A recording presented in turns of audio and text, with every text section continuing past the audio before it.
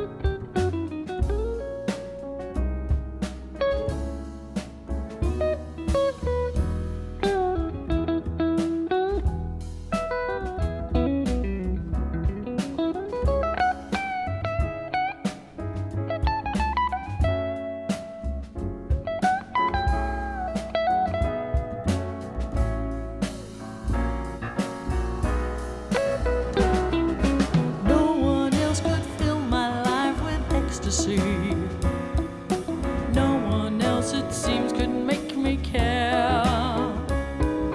What is left is just a memory that's so empty and so unfair.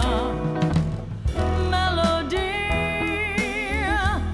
I'll write another melody, and this time from the start you'll see. I'll write it from the heart, and words that say, come to me. Words that say, come to me, come to me, stay with me. Won't you stay with me? Stay with me.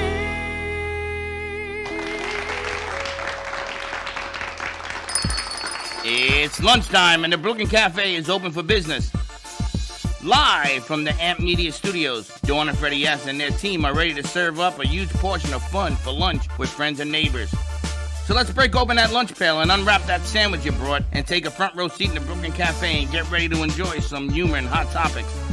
It's time to get a healthy serving of hope and happiness to help your day go by with a smile. Your hosts, Dawn and Freddie S., are ready to talk about food, health, dating, or just plain dream making. If you have a story to share, movie review, restaurant critique, or just a coincidental thing that happened to you, call in toll free 888-994-4995, Studio A right now. Sit back and enjoy your lunch break at the Brooklyn Cafe. Here are your hosts, Dawn and Freddie S. Uh-oh. What's that? What happened? Your Jets lost? It had to be for your Jets. Welcome to the Brooklyn Cafe on a Boo Tuesday. I don't know. Why are we booing? I do not know. Did your Jets lose? No, they won. His Eagles won. The Jets won too. I don't know why he's booing. I don't know. Anyway, happy Tuesday, everyone. Welcome to the Brooklyn Cafe Show. Wow, it's been a minute since we've actually been up here. Yesterday we did a live shoot out from the Christmas Tree Farm. That was a whole lot of fun, so thank you for that. If you're in the area, come on out and see the beautiful decorations that our crew have put together on, gosh, what is that, a 10-foot tree? Something like that. You know, the first year we came here, it was 5 foot, and I think I was bigger than the tree, not knowing anything. Last year it got a little bit bigger, but this year's tree, oh my gosh, it's spectacular. So you can check out some of our live feed from yesterday. We have not been up on this set since Wednesday, I guess, last week. It's been a minute, as they say. And I'm going to tell you, I'm a little upset. I'm going to write to the president because this inflation thing has raised the trees up 20%, 30%. This tree last year was a lot cheaper. I don't know. Well, I think we got a pretty fair deal on this one, though. Of course, because you're living in the moment. But last year, I got ripped off here. I want the tree back. I wanted to get a bigger tree. I wanted to actually put a 15-footer in here. But that ain't happening. You'd have to fly Katie with, like, Tinkerbell to the top of it. I don't understand why the shortest people try to decorate the top of the tree. Baxton's going to get the top of the tree for me today, right? Baxton couldn't get Katie off of the stepladder. The shortest 2-foot person wants to touch the top of the tree. Because we're small, but yet we think we're mighty. We think we can, so we do. Small and mighty is all I can say. All I can say is small gets closer to the ground. But it looks beautiful. It looks great. It looks beautiful. So happy holiday season. We hope everyone had a great Thanksgiving holiday and you had Black Friday, Small Business Saturday. What was Sunday? Anything? Catch your breath Sunday? Cyber Monday. Today is Travel Tuesday and get back to business. And I'm really glad we've got a great new guest joining us, Leo Popik, who is a friend of David Trumpler. The event is actually this Thursday again if you want to go to the midday thing? To the community church. So we'll be there. I'm excited because here's what I say all the time. We talk about season in Florida. And season is from, I don't know, they always say the Jewish holidays. And depending on where the Jewish holidays fall, that's when season starts. And then that goes until people go back, which is around May or June. Again, the Jewish holidays, Passover, they say when that's over and Easter, then people go back. That could be April, right? So now you're talking about your season is from November till April. But what happens in November, you have Thanksgiving, and then people take a 4-day work week. And then we've got Black Friday, Cyber Monday, Travel Tuesday, no one's working, they're shopping. And then you have a couple weeks until Christmas. Then between Christmas and New Year's, no one works either. Then after New Year's, everyone's making their New Year's resolutions and they're getting ready to work. And then February comes and they go, oh, we need a January redo because we missed it after Christmas. But I'm glad we have a gentleman here who actually believes in business all the time. How the hell did you remember all that? Because we talk about this all the time. We've got Leo Popik of Leading Peers. And it's really important because I don't know. I actually tried to book a vacation for Christmas and New Year's because everyone away over Thanksgiving, and I thought, oh, let me jump in on the frenzy. I don't know how people afford to go away. Well, you have no. You see, you're doing it wrong. You got to go online right now. I just found airline tickets. Did you book them? No, I didn't book them, but I wanted to see if it exists, and they do $138 round trip, New York City from December 15th to the 24th. I ain't doing that, but they're there. You have to find the right dates, right? If you do it now, but you got to do it now. Today. And you're the one that gave me the site that you can hold it for 2 weeks. Yep. It's true. That's exactly what I heard this morning. So if you want to go away, I'm not comfortable with a plane. Really? Yeah, because military went on a plane to a wedding, and came back sick for 2 weeks. You don't know it was from the plane. He was with how many people at a wedding? Everything involved. You go on a plane, you go on a train, you go to New York, there's nothing but fungus lamungus, and I get sick. It's just people. That's why you got to do what you got to do to stay safe. But I'm glad, we're trying to do business in between decorating trees and getting ready for the holidays, and everyone's doing what they have to do. That's true. But the economy right now, and you can call it what you want, you can blame who you want or not. The reality is groceries are expensive, car leases are expensive, traveling is expensive, everything has gone up in price. So you have to work. You have to get back to business. You got to work longer. You got to work smarter. I don't think longer. I want to say smarter. We have this conversation all the time. I know. Or you could call it whatever you want. You think you need to work later hours. I think we need to maximize the hours that we're that's what actually it is. I working. get up in the morning and says, I want to work till midnight tonight. That's not the problem. But you're good with that. So I think you need to work more. Why don't we bring in our expert? You're going to bring in the expert? So let him tell us what's Leo going on. Popik joining us. Give us a call and join into the conversation. 888-994-4995, Studio A. Say hi to everyone who is running board. We've got Bailey and Josh, Baxton and Leanne joining us today as our crew. Cooking Up Chaos is coming to you on Saturday. But Leo has started a company, founder and CEO of Leading Peers, P-E-E-R-S. And I'm really excited because sometimes, Freddie, I feel like you and I are the only ones that want to work. No, people want to work. You think? Yeah. No, people want to get paid, but they don't want to work. Is there a difference, Leo? Welcome, Leo, to the show. Thanks so much, Dawn and Freddie. Great to be here with you. Yeah, there's a big difference between wanting to work and just putting in the hours, And I think that one of the beauties of entrepreneurship, people that start their own businesses, is generally they pause before they create a business and ask themselves, what do I like? That's one of the key questions, right? Some say, what are my biggest passions? Or what's my purpose? But generally, you know that starting a business is going to be a ton of work, whether you do it in small bits and pieces here and there, or you put in long hours in a day. But that's a given, that you're going to be very committed to make it work. And so they pause and they think about, what is my passion? What's my purpose? What do I like? And that's one of the three key questions. You also have to ask a couple other questions, right? But you basically have to do that. And so the people that I get to work with day in and day out, these business owners who happen to also run their businesses, some of them don't own the business fully, but they have some shares in the business, some equity, some participation, but they're running the business. These people have a lot of energy. They have a lot of drive. They have a lot of vision. And I love that because it just makes my life easier, because, you know, when you're surrounded by positive energy and people who just love what they do, you start to feel the same thing. And I get to do that. And what kind of relationship do you have with them, Leo? What do you do? So we empower them. We help them achieve their goals. We help them succeed. So our relationship is to enable them to achieve whatever they set out to do. And we do that in a variety of ways, but basically we give them three things. We give them advice to succeed in their business. We teach them things that they need to be successful running their businesses.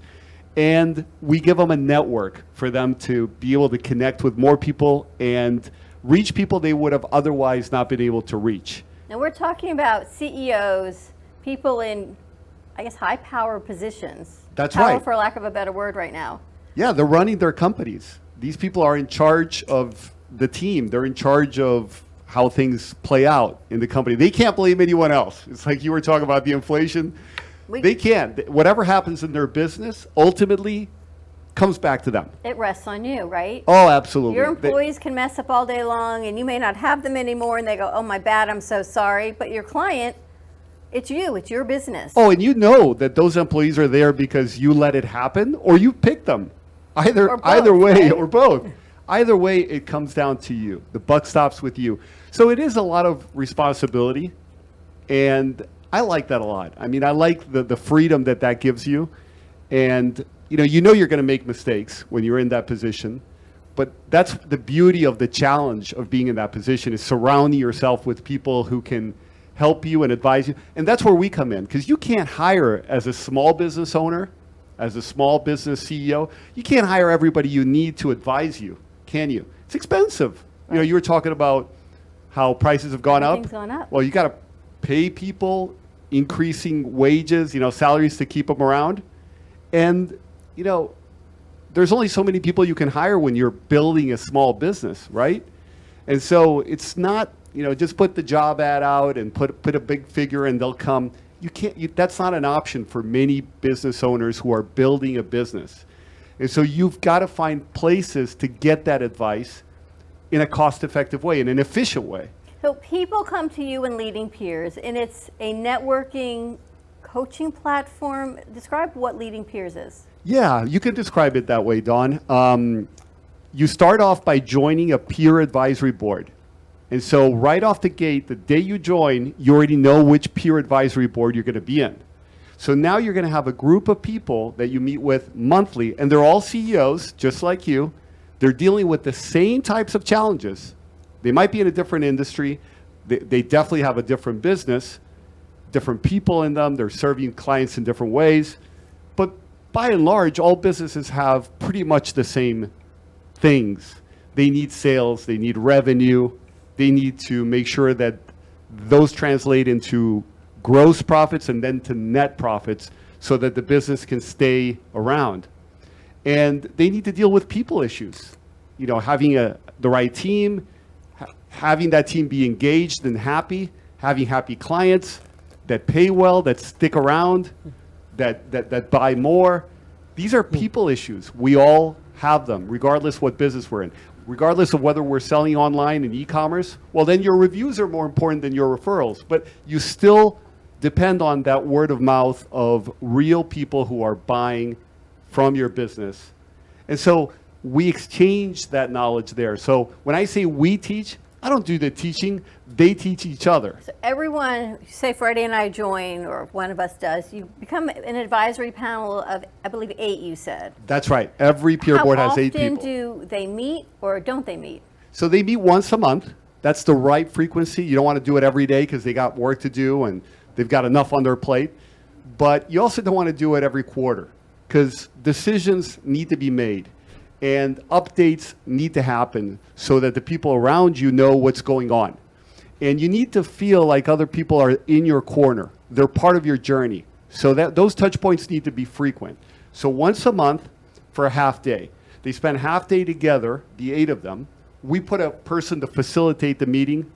That peer board leader, that's what we call them, that person is somebody who's been a CEO, who knows what it's like to be in their shoes. So they're there to advise and to facilitate. But they're not there to instruct. They're not there to teach. They're there to make sure the knowledge comes out from the room, from the group, to help each individual. And every individual gets their turn to share their biggest wins, their biggest updates, but also their biggest challenges. Do they take into consideration, because these are changing times. You know, one of the things I admire about having my own business is that I know what I want. And it took me a long time to hire people, to bring people in, to sort of follow what I want, because not many people can follow what I want. And I think they'll admit to that. Because if it was up to me, I keep going and growing. I just have that whole when I met you, it was you. It was me. He was it. I did it all. all. Doing it all. But I didn't look at it that way because the hosts, to me, are the ones doing it all. I'm just capturing it. So do they make allowance for the change in water temperature, what's going on right now in our community?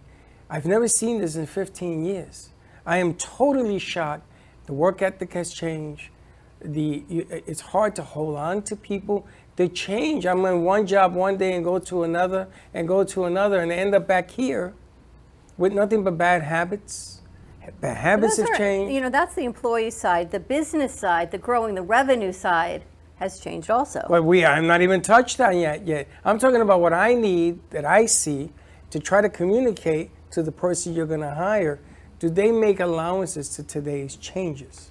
Absolutely. So we are a learning organization where CEOs come to evolve.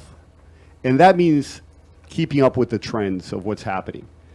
Every month we bring in an expert to carry out a workshop that our members participate in. They can bring in people in their team or people that they know.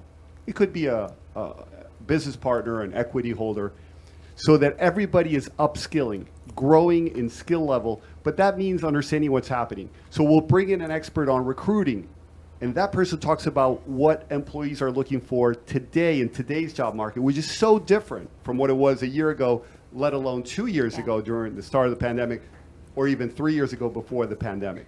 So we bring in experts on sales, on marketing, on operations, finance, HR, human resources, legal, IT, you name it. Every business topic under the sun, leadership.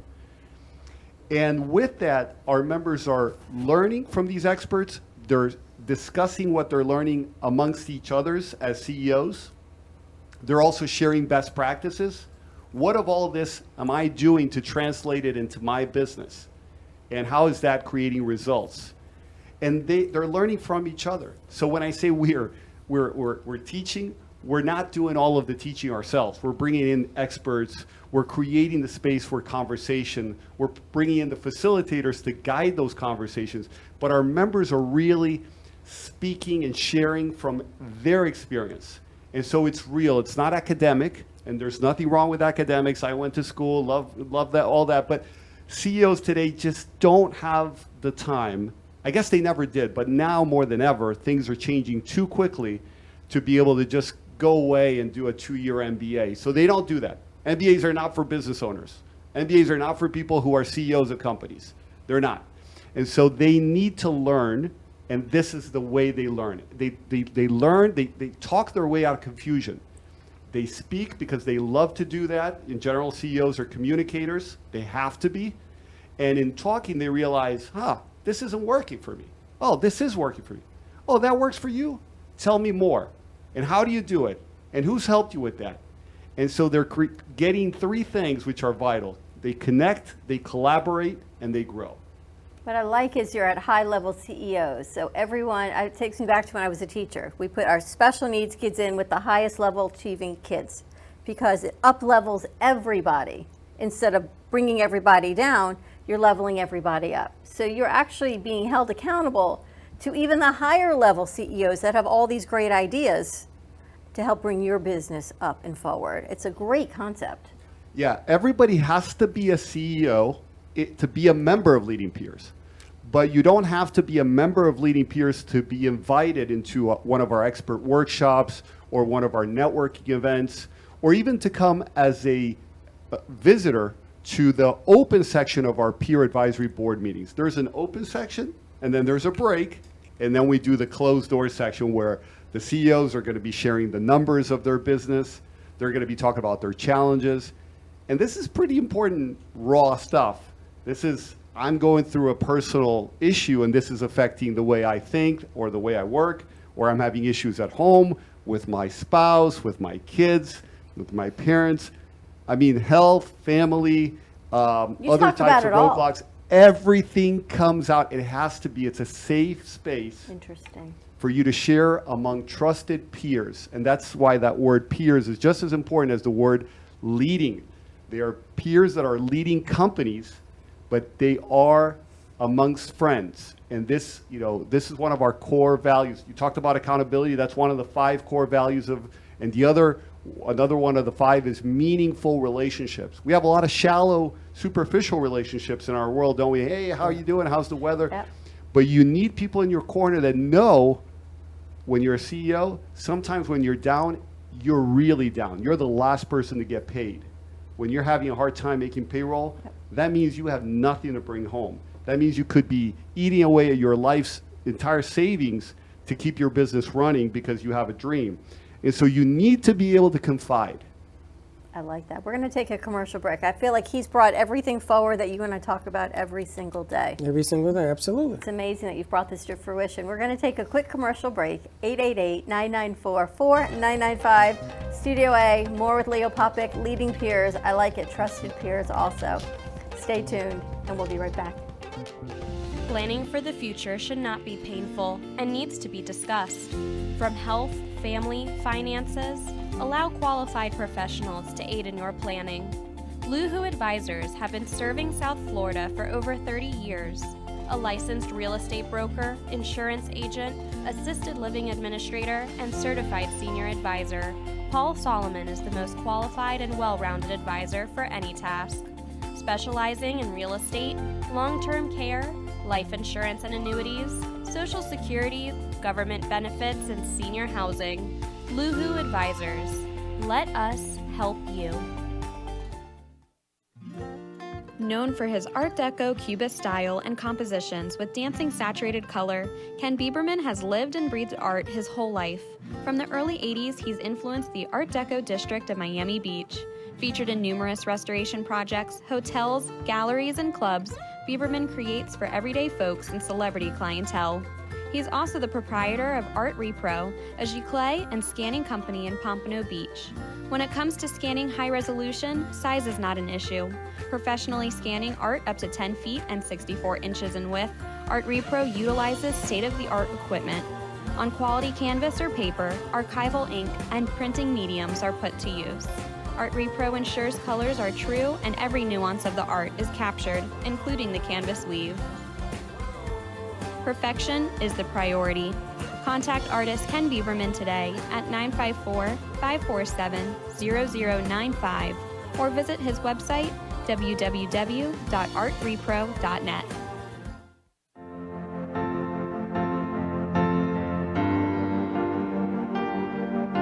Being a successful woman in business means having the courage to own who you are.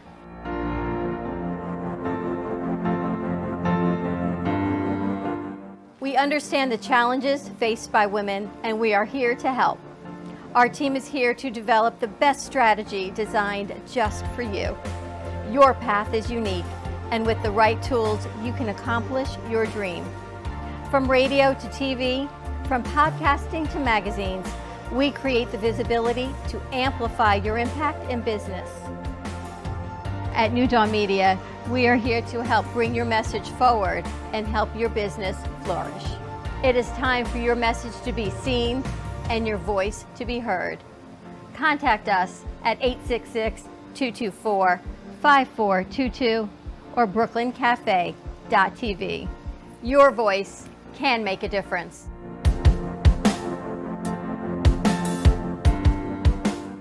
Le Sorel Restaurant, home of the authentic Italian tradition, offers a large menu that consists of seafood, steak, homemade pasta, brick oven pizza, and homemade desserts including a wide wine selection. We also have the best bar in Boca Raton with delicious cocktails, homemade limoncello, cappuccino, Italian espresso, brandy, and other specialties. Open every day with a lunch and dinner menu. For more information or to make a reservation, contact lesorelrestaurant.com or call 561-235-5301.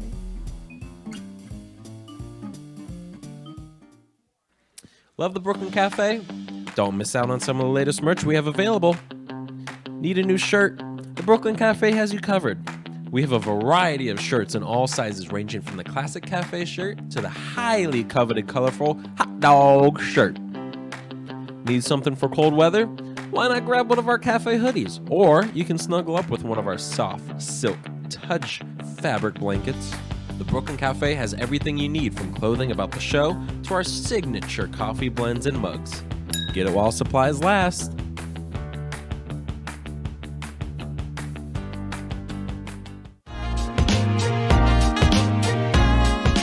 You've been watching the Brooklyn Cafe Show. Join us each day and after hours as we talk about the hot topics to open the conversations and share a few laughs. Now, back to Dawn and Freddie S.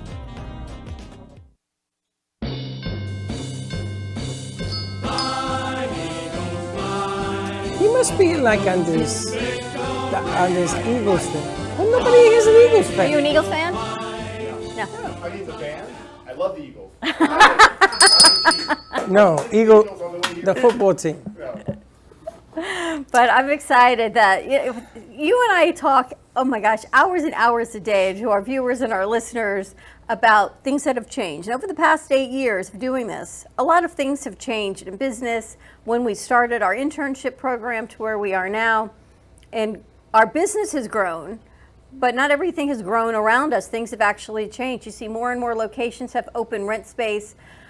Corporate is moving back home. People are collaborating together. Everything is changing. So I'm really glad that Leo is here talking about changes in business. Well, the object of the game is you got to make changes that make sense. You got to be able to adapt without destroying your business model. The hardest thing is when people come in here and they want to work with us, and the model is very difficult for people to understand. And they, the owner, understand it. So I tell the owner, I want you to sit in this chair. I want you to do a show and explain what you see.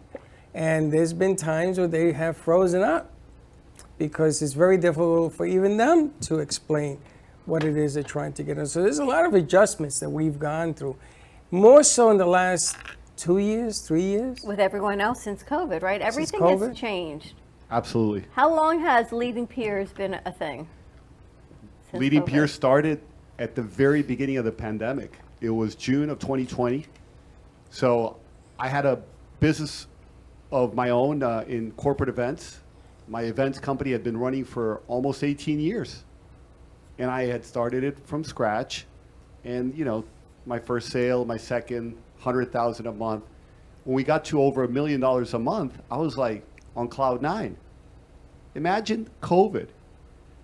It shut us down entirely. There were no international corporate events. Wow.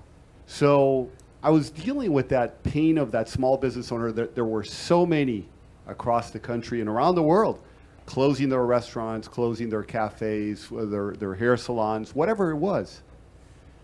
And it really hit me. It dawned on me that this needed to exist. And it didn't. There have been clubs for business owners or wealthy people as long as there's been private enterprise. Sure.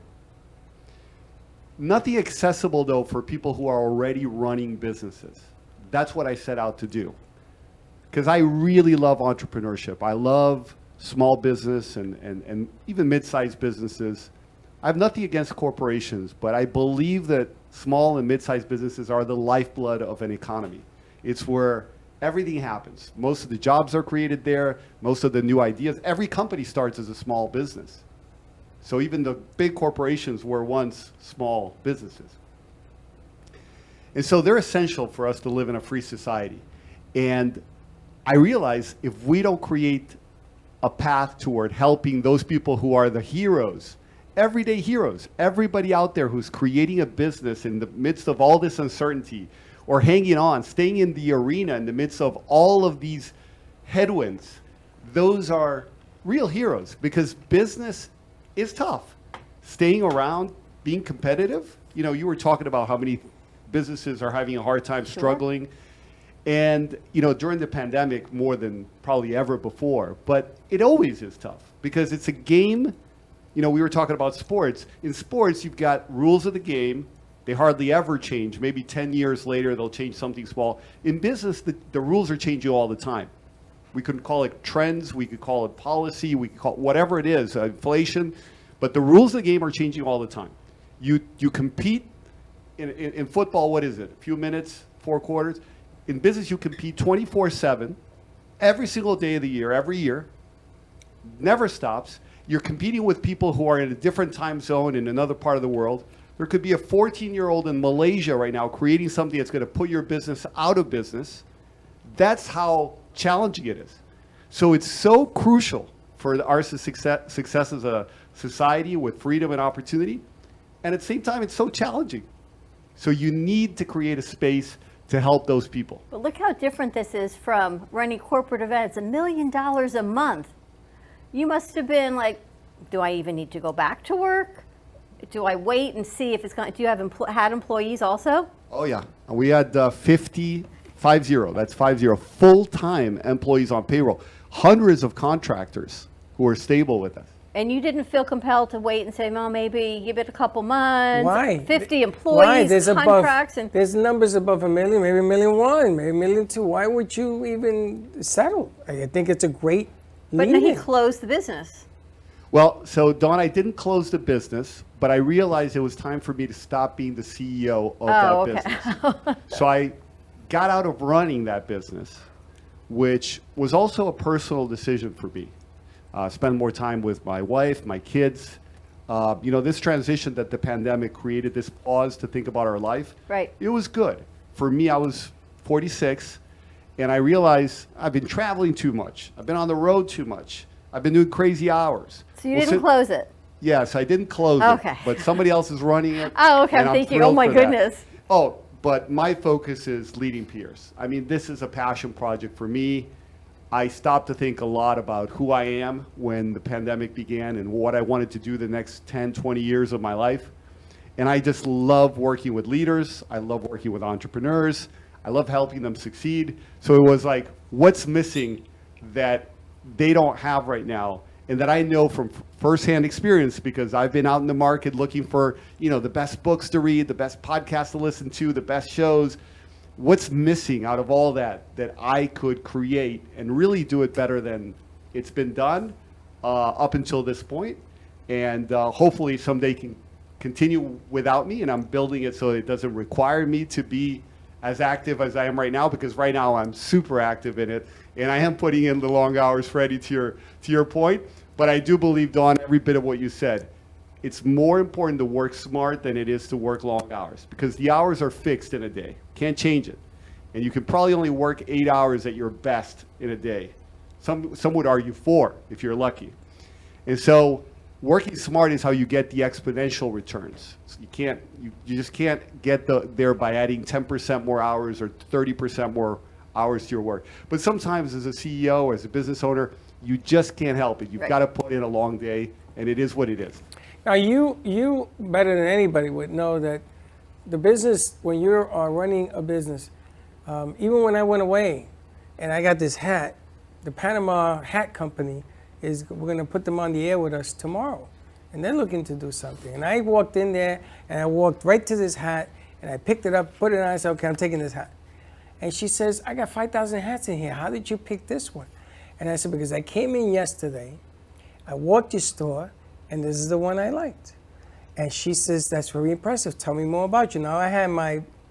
You have your cafe hat on? I had my cafe on. Did you? I take it everywhere. People recognize the hat more than they recognize me. You're the guy with the hat. Yeah, what's your name? What's your name? I should put my name on the hat. So it's every day, even when you're not in studio, you're working at your business. You see the news. You see, there was a jingle jam, a song that played last Thanksgiving that I brought into studio, and we played it. Of course, Facebook didn't like it, but we played it anyway. And that changed the conception of music in the studio. Looking for different niches no matter what you do. Talking to different people. They'll give you a niche. They'll give you something that sparks an interest, and all of a sudden you go. You know, the story that she told you, she left out the part that before she came to work with me, she didn't work for me for 4 years.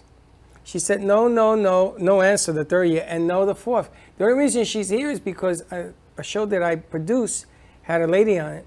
And I said, if you don't bring her for me to interview her first, you're never going to have a show. And it worked. And here it is 8 years later, and she's part of everything you see in here. This is her fingerprints. Well, the success of any business comes down to the level of passion that the person who dreamt the business, the visionary of the business, has for it. You can't just get people to work by shouting at them. You can't get them to do it by just saying, I'll pay you more than the competition. That's been proven not to work. Yeah. And if you look at the job market today, people are looking for other things even ahead of money. We have to make a living. It's part of why we work. It's part of why we all work. It's not the main reason people today choose to work in a business over another. And it's so easy today to start your own business because you can do it out of your home now, right? Right. Just need an internet connection and you're good to go. That you're not even going to choose to go and be an employee in the first place unless you really want to be an employee. And then you got all these companies to choose from. So the vision and the passion, and what Freddie, you're talking about is that visionary, in this case, you embodying that, walking the business around with you on your hat, creating relationships that lead to other relationships, and coming up with creative ways. For example, saying to that lady, you know, you got to bring Dawn first to get that how to work for you to go in the direction you want to go. And that's a beautiful thing. And that really can't be taught. You know, that really can't be taught. And so that's why we come together in Leading Peers to listen to these stories, to listen how they're overcoming challenges, and to be surrounded by a nurturing environment of energy and positivity amongst people who are dealing with real world challenges and staying in the arena and overcoming them. And I like the fact that you address everything that a person's going through. Children, parents, Yes. income, whatever it is, because all of these things, health issues, affects your life, affects your work performance, affects your company, affects how you even work with your employees, because you may be having a yucky day when you wake up. But why? But all of this makes a difference. So the fact that you address all the personal issues is really important. Well, that's key to me. I don't think this would make much sense to me. I wouldn't do what I do if it was about how can we make you richer. That doesn't do it for me. I know some people might just live for the money. I don't. And so to create a space where we're just teaching how you can make another dollar as a CEO, I mean, if you want to make a difference, help somebody that's not making enough to get by make another dollar. But don't help a CEO make another dollar. That doesn't really do it to me. But when you create a space where that person has a healthier life, more loving relationships in their day-to-day, that translates into massive change in society because these people are touching so many people's lives. These businesses, when they succeed, they help communities. They pay taxes, they make donations, they create jobs, they promote their people. And when they're struggling, communities come down with them. Families are torn apart. And so creating that space where you can really bring your full self, That's really essential, and that's where we make the difference. You could bring in a better expert that's writing a book than the one we brought to our workshop, but our format of being able to open up fully and know that the sessions are not going to be recorded, what's discussed in peer board stays there, everybody to become a member signs an agreement of confidentiality that what's discussed stays in the room. Nice. That's what allows it to really be a place that's healing to people who are people at the end of the day. They're not machines. You know, you look at the big CEO archetypes, you know, like Bill Gates and Elon Musk, and you think, these guys are machines. They're not. You know, I was looking at an interview the other day, Bill Gates talking about his divorce, and he's in tears. They're not machines. They build machines, but they're people. And when things fall out of whack in their families, in their health, you know, we know Steve Jobs' story and what happened with his health. When things fall out of whack, you know, there is a pause of, was it worth it? Is this really what I wanted? And so I really want to make a difference in the lives of these people, because in the process, not just helping them, but we are helping everybody that revolves around their energy, their positivity, and their impact. What is the fee to be part of it? It's only $280 a month. Everybody pays the same fee. It's a membership. It's in our website. You go there. You'll see it in a couple different places, in the membership area and the application form. You do an application form online. People can come and visit a peer advisory board meeting for free. They get to see 3 different meetings and decide which board they want to apply to join. They can only visit if a board has less than 8 members, because once we reach 8 members, there's no more room in that board, and then that meeting is going to be closed off to visitors. But until that board has reached the 8 members, that board wants to meet other CEOs that come in. They discuss a business topic in the open section of the meeting. They get to introduce themselves and why they're interested in joining a peer advisory board and this organization. And the board asks them, why would you be able to contribute to us? And then if there's a good exchange and both parties feel like this is going to be a great fit, then the visitor applies and the board admits them. We don't admit them. The board admits them, right? If they don't get in, they can go and apply to another board. And we have several running. We started with 1 a couple years ago. We now have 7, and we're working to be at 37 at the end of next year. And so new boards are coming into play. What is your ultimate goal? To change the world, like all of us, right? We all want to make it a better place and support our families and have a good life doing it. In my case, you know, family is very important. So spending time with my family is essential. And I'm building a business that's very reliable for me. I was in the events business and I saw it kind of go away and now come back. So I wanted something that was more essential, that wouldn't be able to just go away. Right. But my ultimate goal with the business itself is to impact the world positively, like I shared, by making these people's lives be better. I've seen horror stories of what people do when businesses tank. They take their lives. Their health goes away. Sometimes it's not even by choice that their life goes away. And I also know the power that positive leadership has on everyone, on society, on good role models, good examples for people to follow. And I think that that's the best way I know of making the world a better place. Other people are doing it. You guys are doing it in a beautiful way. This is the best way for me, given my talents and my passions. To empower other people. Do you watch Ted Lasso? I do. I love Ted Lasso. Believe, right? Believe. That's why I keep telling Fred he has to watch it. So above the training door where that house is, he's got a big poster. He goes, all eyes on me, and he just hits it. Believe. But he said, money? Oh, I'm supposed to get paid? He says, why I do what I do is because I want to empower each one of them to be the best versions of themselves that they can possibly be. Ted Lasso embodies a model of a leader that we need in our time.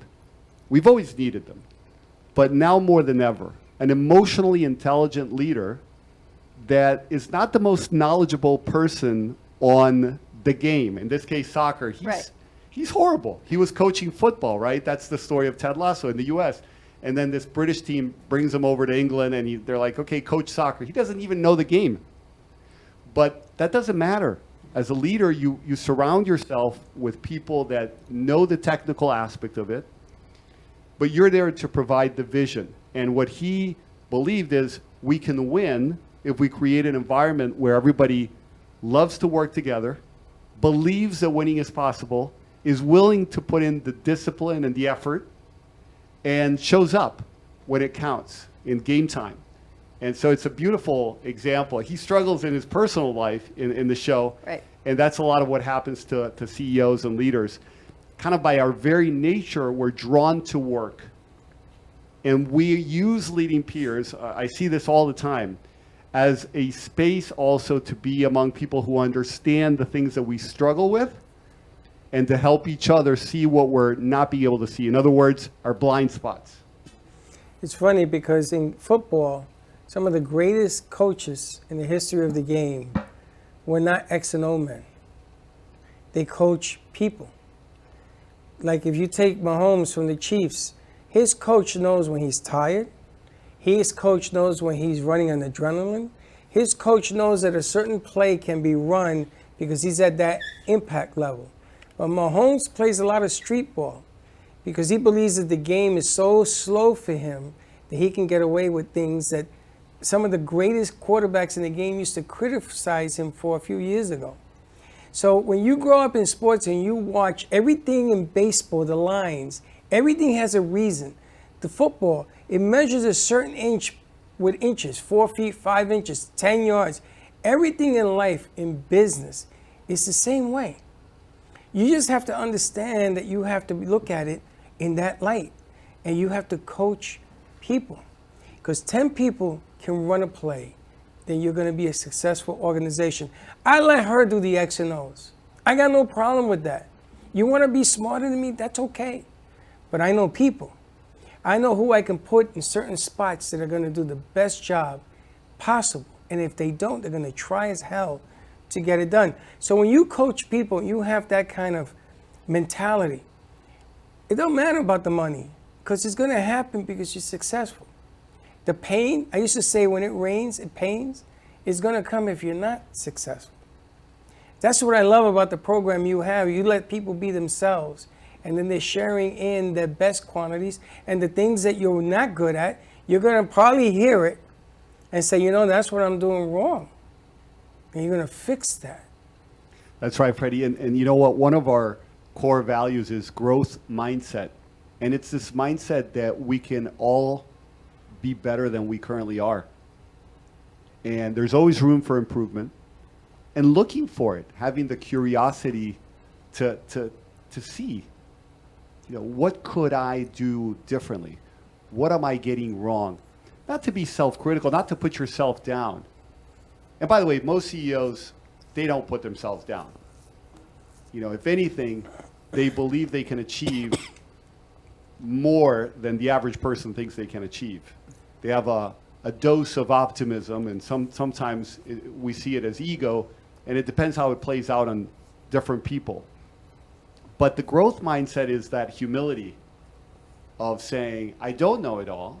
I need to surround myself with people that can teach me things, and I'll always need to be doing this till my last second in this earth. I need to be learning. And there is always more to learn that is worthwhile. Not irrelevant stuff, but relevant stuff. When you actually believe I can be growing in things that are very important, that's when you're really evolving. That mindset, that's what translates into a positive environment. Because if you bring people into a room as CEOs and they all think they have it all figured out, it really would be a completely unproductive exchange. It would be a competition of who's making more money, who's being more successful. And that's the last thing on earth that I wanted leading peers to be. And so if you don't subscribe to these values, you don't even get to join the community. And it's not just the members, but everybody who works for us as well has to sign off on this on these values. Growth mindset is very, very important for us, and accountability, which you mentioned before, is another one of our core values, along with trust, meaningful relationships, and get this, we don't talk about this enough in our world, servant leadership. That's the fifth. servant leadership. You lead to serve, not just yourself. You lead to serve others. We tend to forget about that. We tend not to talk about it. Might not be for many CEOs a sexy concept, but it's the only thing that makes it enduring when you work inside out. Your development as a person is what translates into people wanting to work with you, people wanting to serve the cause, people wanting to buy from you, and everything else eventually falls apart. It fails, it's short term, it doesn't work. But I find it interesting is you get these high-level CEOs to come in and be vulnerable and be accountable to other CEOs and show their vulnerability, and it's a positive win-win for everybody. So that's a huge credit to Leading Peers and what you've put together. Well, thank you. And it's about attracting the right people. The people are there. The society is full of them. You just have to put out, here are the values. Are you sure, when you're filling out the application, are you sure you subscribe to them? So you have to check that box. Then you get your member agreement before you become a member. You have to read them in detail. You have to then, again, sign. It's a DocuSign, an electronic document. You have to sign off on them. Your board the one that you're applying to has to admit you. So again, they have to see who you are. You show up there in person. And so we're creating the rules, we're creating the framework, but people are out there who want to work this way. Yeah. And so that's what makes this worthwhile, is people are looking for this, they're craving this. We've only, in 2.5 years, we've only had one person say, I want to stop being a member. And it was, I want to stop being a member and I want to come back next year because you've given me the wings to do this thing that I wanted to do. But the next 6 months, I got to get my head into that and make progress and then come back. And we allow that. We allow you stop paying the monthly fee and just say, I want to come back in a few months. And then you have to reapply, and you might not get the spot in the same board that you were in, but the door is open. It's a revolving door. You can leave whenever you want. You can come in whenever you want.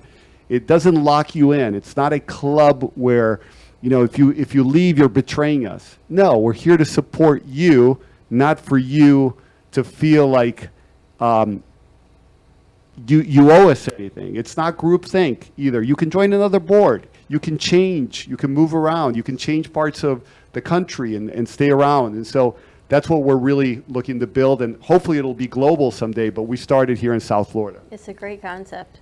It is. It's a learning, giving experience. It's interesting because a lot of what he's talking about, we try to do with the kids that come in from all the other schools. Every institution teaches them a different way, and they don't realize it, but we watch, and we watch them, and we watch how they do certain things. We watch them how they eat. We watch them how they sit.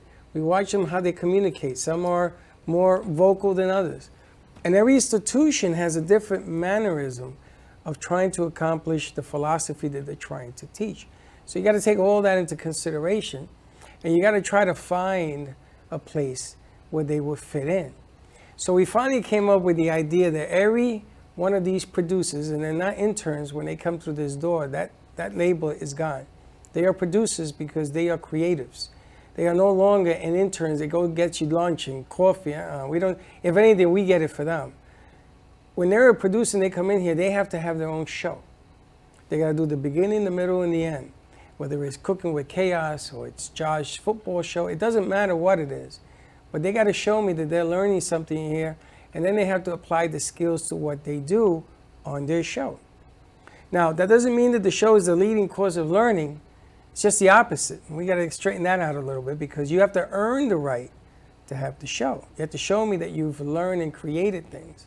So I like the concept of what you're talking about because there's a lot that we can learn from others if we just lose our ears and less of our mouths. And communication is important. You're right. It's 100% important. But when you listen, that's when you learn. That's when you should learn. I think they're telling me to take a commercial break. What's the best way for people to reach you? Oh, my email, I think it's going to go up on the screen sometime. Everybody can write to me, LP, which are my initials. They also happen to be the initials of Leading Peers. So lp@leadingpeers.com. And also you can go to the website. There's a contact form there. There's another email they can use, info@leadingpeers.com. There's a phone number they can call. We'll call. We're happy to pick up a phone call. Leadingpeers.com. We're going to take a commercial break on the top of this hour. More to come. Stay tuned, and we'll be right back. When it comes to investigative services, you can't settle for inattentive or irresponsible services. PI Network of Florida is a firm that you can rely on for actionable insight for personal or professional matters. From surveillance and insurance claims to background checks and identity theft, the investigative services are extensive. With over 30 years experience and 2 decades of serving the community, PI Network of Florida is trustworthy and reliable. Call today at 786-768-4394. Trust your gut. Trust PI Network of Florida. Born in Marseille, France, Max Lazega creates whimsical and free-flowing interpretive art. His 40 years in the construction industry created the foundation for his craft. His unique work displays his view of the future with bold and playful combinations of materials and processes, but the methodology remains consistent. He fuses recycled materials and discarded building supplies into a fresh, well-executed approach. Lazega has lived in Miami, Florida most of his life, where he pursues his lifelong passion of creating industrial art. For more information, contact Max Lazega at artworkstudios.org or 786-326-8873. Meet Jay Harmon, one of the many artists held in the Brooklyn Cafe Gallery. Jay specializes in various different art styles, but his medium to work with is colored pencils. His unique style comes from being self-taught and years of practice. Jay pulls his inspiration from many outlets like people, television, celebrities, and many more. With multiple original pieces, Jay's art graces the gallery with over 40-plus works for viewing and for purchase. His many years of being an artist has given him a chance to partner with the Derwent brand, giving him the opportunity to try many different work styles and further his craft. Feel free to come down and visit the studio to view his work, or if you're interested in your own Jay Harmon original, he's open to commissions on his website, coloredpencilartist.com, or catch his show, The Colored Pencil Artist, on Amp Media Productions on YouTube and Facebook. See you soon. What would you do if you had a broken bone? You'd go to the doctor and use your insurance, right? What would you do if you had a serious problem with drugs and alcohol? Most people do nothing until it's too late. Your insurance can help you get clean and sober with the assistance of a place like the Detox and Treatment Helpline. Many times treatment is fully covered, so why not use your insurance to treat your addiction problem just like you would if you had a broken bone? And with the Family Medical Leave Act, you're allowed by law to take off time from work, and your employer doesn't need to know the reason. So there are 2 good reasons. You've got insurance you can use for your addiction problem, and with the Family Medical Leave Act, it's completely confidential. Call us right now and save a life. Call 855-350-4504. That's 855-350-4504. Call 855-350-4504 now. Artist Rosie Sherman paints her passions to share with everyone.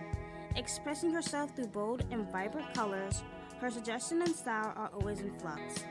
Inspired by travels, nature, romance, and the human spirit, Rosie makes sure her depiction of women are strong and proud.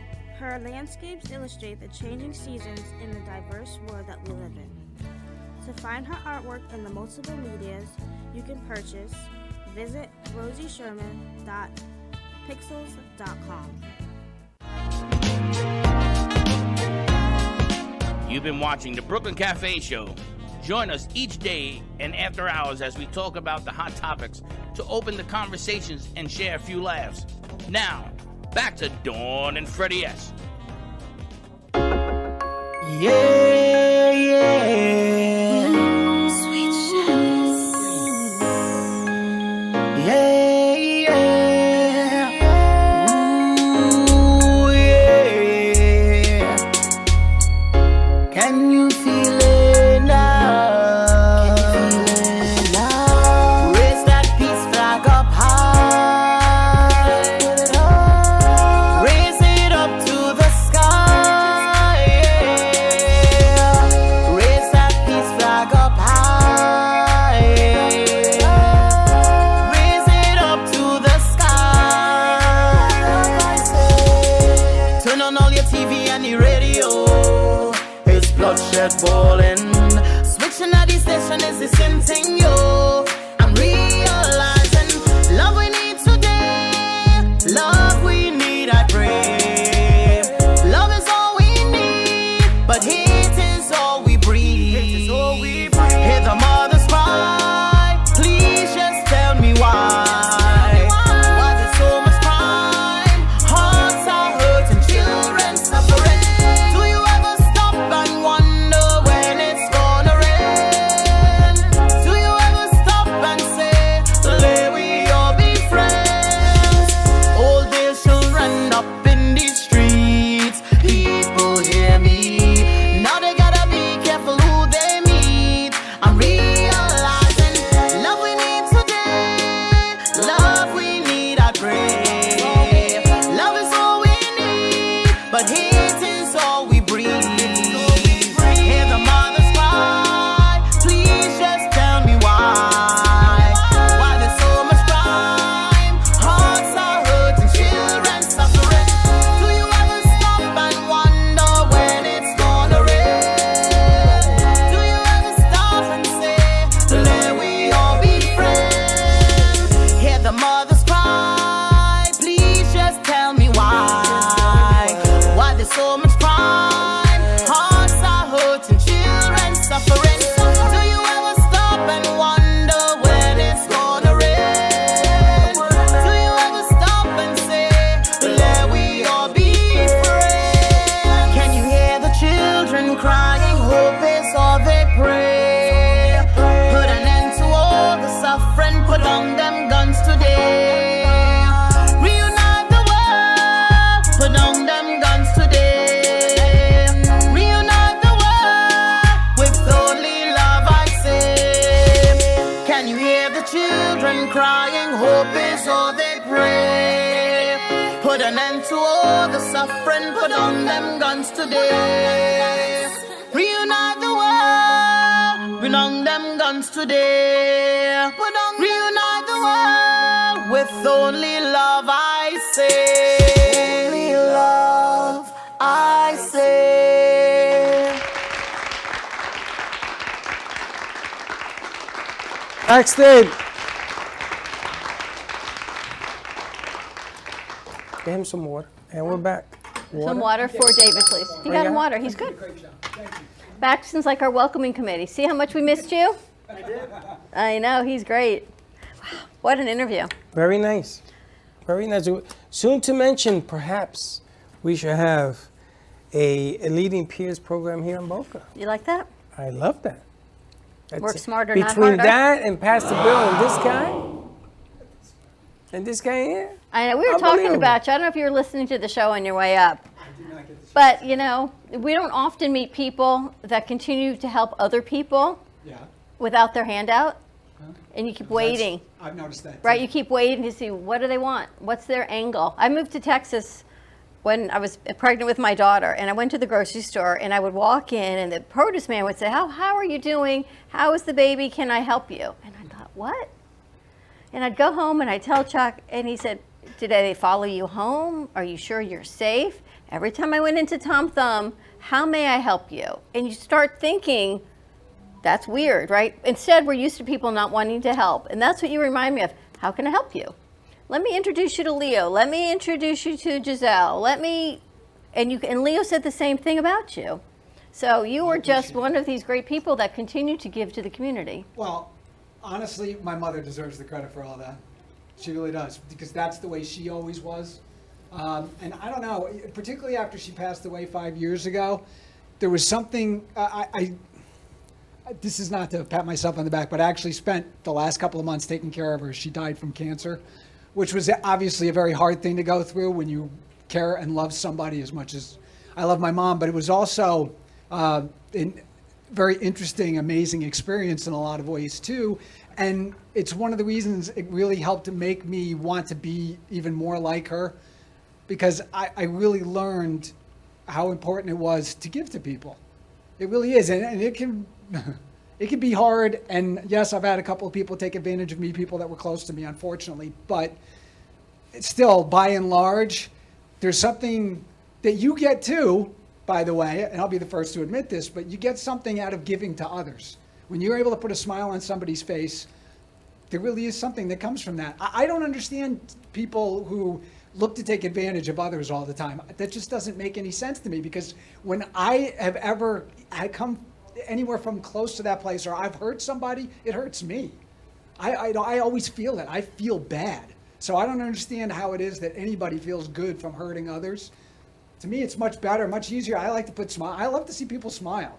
And I like to party with people. It's fun. I mean, listen, okay, so maybe it's great to make $1 million or $1 billion, but if you're there all by yourself, or the people that are around you are only there because of the money you have, I don't know that's not a great life to me. It's funny, we just talked about this in the last hour. That is, you need money, right? We all have to sustain our lifestyles and do what we have to do. Mm-hmm. But on the other side is you hope that we can better the world and the community around us. Yes.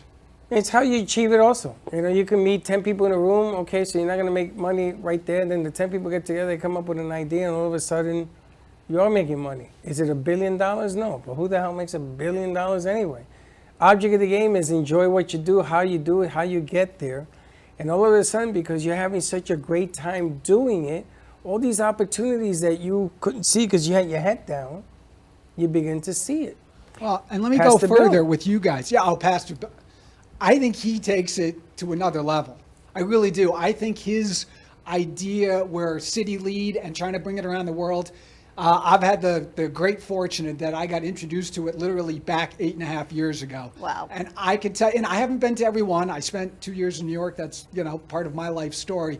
But the fact is I've been to probably 50 or 60 of them, and not once has the message that he's shared not been inspirational and not been about really offering something to help make you a better person, and being able to take that and then make those around you better. I find what he is doing very inspirational, and I think he actually has the opportunity, and I think he's sincere in that he's trying to make the world a better place. Well, you're the message that came out of that whole thing for us. Was what?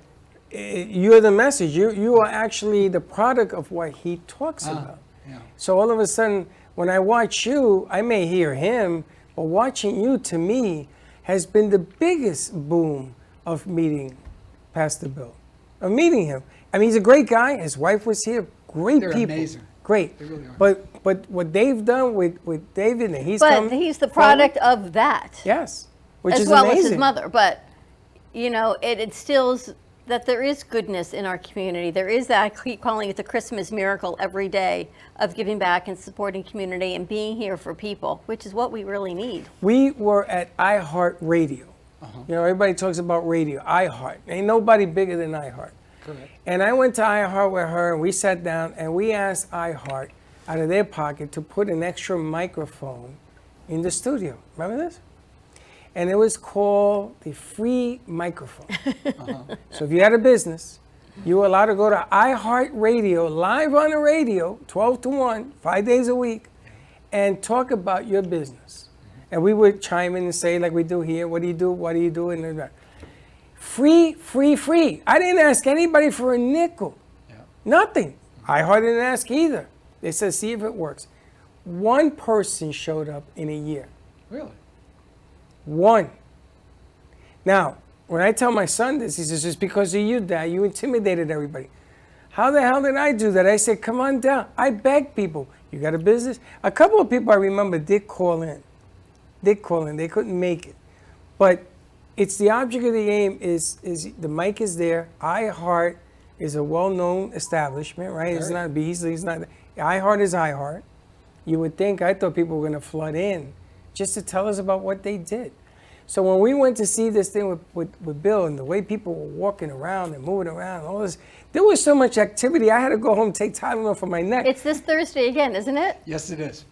Amazing, amazing, and even more amazing. And the day graced us when she came in here to talk about what she does, that whole concept, and the people that you've brought in, and the people in yourself, we put it with you on the air to interview them, because we're just blown away that actually there's so much giving from that institution. Well, that's a good segue, actually. We're in the season of giving. Yes. What does that look like for you? Wow, that's a great question. Always talking about everybody else. Yeah. Well, it's not just that. Christmas is absolutely about giving, but really, or not, but really, and really, it's about sharing love. It really is. And you guys are like making me want to tear up here. You guys said some really nice things about me, and I appreciate that more than you know. But it really is. Christmas has always been actually a very special time to me. And it's not about the holiday season, because I'm a big believer in celebrating everybody, Kwanzaa, Hanukkah, but there's some feeling that comes over us as a collective that if you just tap into it, it really is an amazing thing. And in fact, I'll be the first to admit that one of my favorite movies when I was younger and will always be is It's a Wonderful Life. And it's because it's a great, again, it comes from the 1940s, but it's a really great example of the difference you can make in other people's lives when you're just a good person who cares. That's really what it is. And, the protagonist in that movie doesn't realize how many people's lives he's touched in a positive way until he gets it shown to him. But you watch the movie and you know it in your heart as you're watching it. And I couldn't help but always be attracted to that about that movie. And so I watched it every year up until just recently. But it really is. And sometimes people lose the idea with commercialism and all that, but you shouldn't. Love is the most powerful force in the universe. It is more powerful than hate. A lot of times people let hate take over, but they shouldn't. Love is, and we can love each other. We should love each other's differences. We should celebrate them because we're all different. Whether the color of our skin is the same or not, whether our religion is the same or not, most people are really good people. So give them a chance. Get to know them. And you'll be amazed at all the things that they've experienced in their lives that you'll be able to connect to, or that you'll be like, wow, what a great thing to listen to, because it humanizes them. And then you realize we're all here just trying to do a little bit better, or most of us anyway, are here trying to do a little bit better today than yesterday. And then you step out a little bit more and help each other. I mean, isn't that what it's about? And look, as you guys have talked about, as Pastor Bill and his wife talk about, we live in one of the most beautiful places in the world. It's gorgeous here. I love living here. It's why I couldn't wait to get back from New York. But, it's just, I don't know. There's a lot to be happy about. And so I like to share that during the holidays. I want people to help each other, but I also share love with each other. It's really a good thing to do. You guys have been great. You really have. I've been very impressed. I've dealt with radio people before. I've had radio shows. I even worked in television coming out of college, and I found a lot of people to be very shallow and catty, and you guys are nothing like that at all. Everybody here, your show, and you two as well, you exude the fact that you really want to help people. That's the way you act every single day, every time I've been around you. So I know that's who you really are. And so I felt a warmth and a connection to both of you from the moment I walked in here, which I was not expecting. I really wasn't, but it's been great. So sorry if I've gotten a little effusive, but it's true. Well, I want to lay something on you Please that do. I haven't said to her or to the crew. I took a vacation for the first time in 12, 15 years maybe. I took a vacation. And one of the reasons I did it was because I met David. And I met you at a time when I said, I want to be Ponce de Leon, which I ended up going to St. Augustine, because I want to see how much this I can spread out like jelly. So I went up to St. Augustine and I saw how hard those people worked, man. I mean, they had the floods. They were on the 4 feet of water up there. There's a lot of damage that went on, and they're still going because, this is their Super Bowl. Yeah. And you can tell that they're tired, that they're sagging because they have to put on a show every day, sometimes every hour on the day, and they do the tours, and they're aching and they're hurting. And it just, you go up to them and you say to them, I really want to thank you for doing what you do, because what you're doing, very few people would pick to do this, to make a living at this, and they're passionate about what they do. So we went, the last day, we ended up going to the lighthouse. And there was a kid in front, and we told him, we want to thank you for telling us, come and check this out. And we saw the barracks and all that. And he looked at me, and you could tell that right away something clicked. He says, I really appreciate you saying that. So we took his name and we brought it to the front desk. And he said, you got to give this kid a raise because he's the first thing you meet when you go to the lighthouse. And he is so knowledgeable. It's unbelievable. So because when I met you and this whole thing with Pastor Bill and his wife and everything that you've brought forward, I wanted to see the greatness because we're in here a lot of hours. We talk to people around us. We make phone calls all the time. This one going to have a nervous breakdown one time because she has a phone in one ear and a computer in another. But I wanted to see how this message would go up there. And people actually, they took my card. And they're going to listen. And we're going to have them start coming in tomorrow via the mix. And they're going to talk about St. Augustine, which is, it's an unbelievable place. It is the first place ever of La Florida. And so many Spaniards go because it is their Mecca. They go there and they drink to Ponce de Leon. They thank him for making all the greatness that he created while here. Flagler, all these histories, you got to go. If you've never been, like I've never been, you got to go and spend at least 3 or 4 days and bring shoes and sneakers because I'm going to tell you something, a lot of walking. But it was you. When you told me one day, it says, you know, there's greatness around you. All you got to do is see it. I said, let me go find it. I even have a walking stick that they gave me at the fort because I went to the fort. And lady says, here, why don't you buy this stick? I ended up buying it. And I said, why? She says, because with that hat, you need to have a walking stick. And then they showed me a picture of Ponce de Leon. And he had the same hat. And he had the same stick. And I said, wow, and this guy is an adventurer. And he went out, and here's my walking stick. And he went out to find tomorrow's future. And it doesn't lie here. It lies over there. It lies over here. It lies in everybody that comes through that door. So the guest that we had on today was tremendous. Tremendous. And it's funny how life works, man, because I've had to wait 60 years before I've come to realize this is pretty good. I got it pretty good. You know, there's a lot of people out there that don't have food, they don't have Thanksgiving, all of that. And all of that we were involved in because they bring all these meals and everything, food that's not bought that night. They give it to those that don't have any food. And they actually do it. Amazing, amazing, amazing. So it is I that thank you for what you've done and you brought forward. You're welcome. Happy I'm Thanksgiving. glad to help and be of service. Oh, happy Thanksgiving to you too. Did you have a nice Thanksgiving? It was good. I'm lucky that I have friends and the wife, who's a really great lady, cooked an amazing turkey. So yeah, it was good. I miss my family though. I'll be the first to admit it. Thanksgiving is definitely about family. It certainly was when I was growing up. So I miss them. My sister's up in Connecticut. Everybody else is gone. So we missed each other this year. I will be going up for Christmas. How about you? We had a Friendsgiving here. He was away for Thanksgiving. I think Thanksgiving has changed for a lot of people from the pandemic. As we get older, right, we lose some of our family members, or they're not what we expect it to be. But then we hold on a whole lot tighter to the friends and the family that we choose, because our friends become our family of choice, right? Correct. And I think we get that opportunity. Yes. At least for us here. I think one of the best things we had, Friendsgiving was great. But Wednesday afternoon, when I took out all the leftovers out of the refrigerator before everyone went home for the break, we put it all out, and to watch the crew That was fun. sit at a table and all just accept each other and all their nuances and quirkiness and all who they are and have lunch together. For me, you and I sat here and watched them, was I think one of the highlights of the week, because it was unforced, it was unplanned, it was just this natural occurrence of leftovers. And everyone just came together. So that was really great, because our crew and our community here is our family.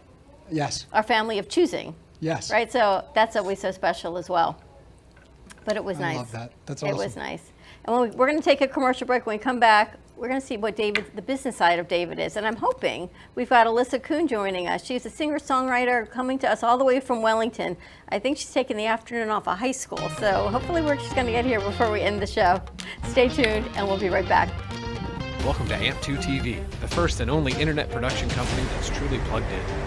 When you're looking for a full-service internet radio, TV production company, discover AMP2 TV. AMP2 TV is a full-service media company that can provide all streaming videos, video studios, radio studios, and television studios. Call us today at 866-224-5422, for no business is too small to grow to be accounted. It's time for your message to be seen. Let AMP2 TV help get you there. Stephanie Jaffe is a world-renowned artist who creates one-of-a-kind pieces. Using a keen sense of color and composition, her vibrant collages and mosaics integrate eclectic elements such as vintage keepsakes and fine china with blown glass and fired clay to create whimsical arrangements. For more information about her work, come down to the Brooklyn Cafe TV studio or go to stephaniejaffeart.com. Welcome to Lost Harbor Spirits, a world where pirates inspire our spirits, treasures remain undiscovered, and flavors are infused with the essence of mysterious voyages. The distillery became one of the few women-owned craft spirits production sites in the U.S. From our award-winning spirits of vodka and rum to delicious gin, we're always coming up with some new and exciting flavors to keep your cocktails delicious and fresh.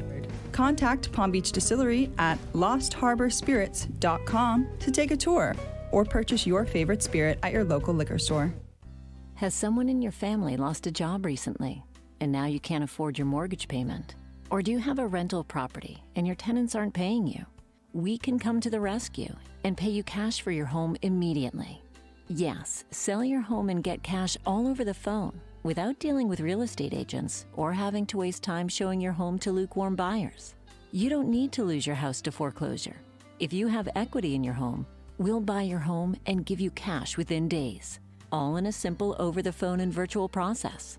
Call now before your situation gets worse.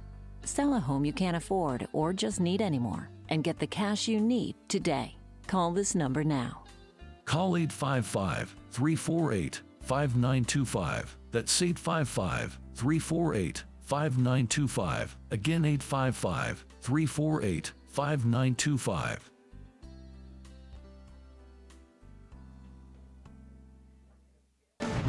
Tax audits, tax liens, wage garnishments. Every day we hear stories like this about good folks who are simply struggling to pay their bills. Each of them are living a frightening IRS tax nightmare, and they are afraid it will destroy their lives. I'm a divorced single mom, and my ex-husband left me and the kids with a lot of unpaid bills, including unpaid taxes. I was really starting to show my stress on my kids because the IRS had sent me a letter demanding a huge payment from me. I couldn't afford it. So then the IRS was threatening to garnish my wages. I'm already living paycheck to paycheck. That would have put me over the edge financially. It truly seemed hopeless, but then a friend at work told her to call the tax relief line. The people at the tax relief line, they told me about something called innocent spouse relief. They worked it out so that all of the taxes from my ex are not my problem. I don't know how that works, and I don't care. All I care about is that I don't owe the IRS a dime, and they are not going to take my paycheck. Even if it seems hopeless, you should call the number on your screen right now. There is absolutely no cost for the call or the consultation. You are under no obligation. If you are worried that the IRS could garnish your wages, seize your assets, even take your home, call us right now.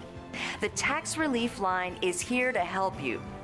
Now, you have a knowledgeable, professional team of tax experts that are ready to negotiate with the IRS and fight for you to save you money. The Tax Relief Line's professionals have successfully negotiated thousands of cases, reducing and sometimes even eliminating the tax debt for their clients. It's very easy to get started. Simply call the number on your screen right now. You don't have to live in fear anymore. The call and the consultation are free. When you wear Zamboni Couture, you can feel pride knowing that you are supporting a small woman-owned business. We advocate for women's empowerment and always embracing feminine freedom and equality. Our fashion is all about style, quality, passion, and color through the use of amazing fabrics to help you find your own individual style. Let us inspire you with beauty and color. Follow us at Zamboni Couture on Instagram, Facebook, and Twitter, or call us at 561-860-6099. You've been watching the Brooklyn Cafe Show. Join us each day and after hours as we talk about the hot topics to open the conversations and share a few laughs. Now, back to Dawn and Freddie S.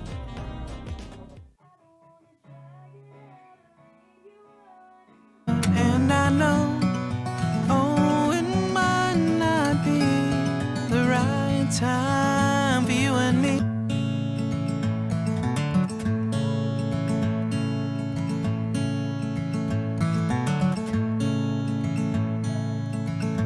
Won't you take me by the hand? Won't you let me know what's up in your head? And I know, oh, it might not be the right time for you and me. And that's okay, as long as you're happy. Yeah, that's okay, as long as you're happy. Won't you let me know what's real? Won't you tell me just for once how you feel? And I know, oh, it might not be the right time for you and me. And that's okay, as long as you're happy. Yeah, that's okay, as long as you're happy.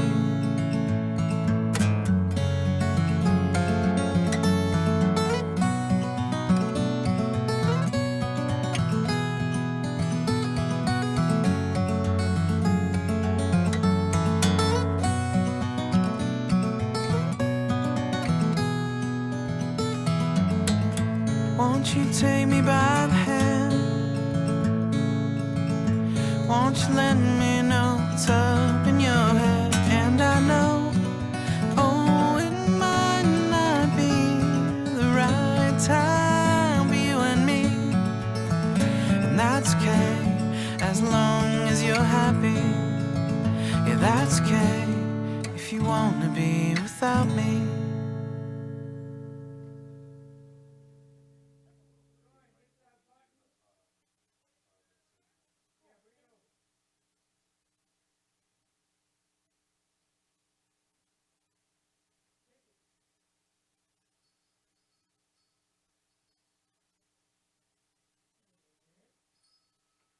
We got sound. We're back. You got sound. All right, good stuff. Wow, we got a treat coming up as well. Good stuff. Great stuff. I got 100 questions to ask. Yeah. Yeah. Very exciting. So yes, we're on the fly here. We've got Alyssa Kuhn joining us from our good friend Krista Martinelli from around Wellington. And Krista does such great work around the community, and she said, I've got great artists for you to meet. And she sent me Alyssa's information, but I had to get vetted by mom first, which is totally cool. And Alyssa comes to us. What high school are you from? Wellington High School.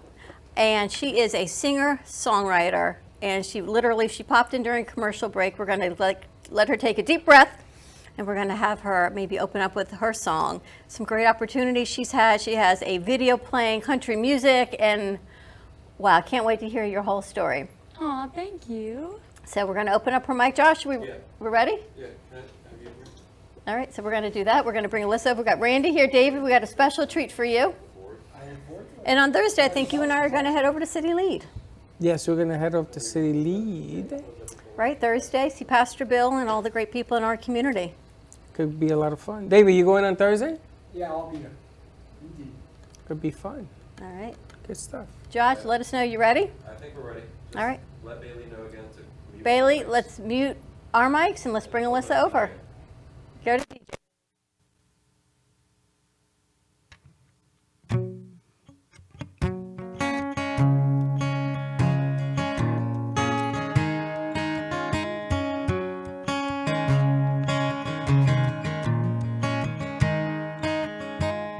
You put a little bit of miles on your truck to put a little bit of smile on my face.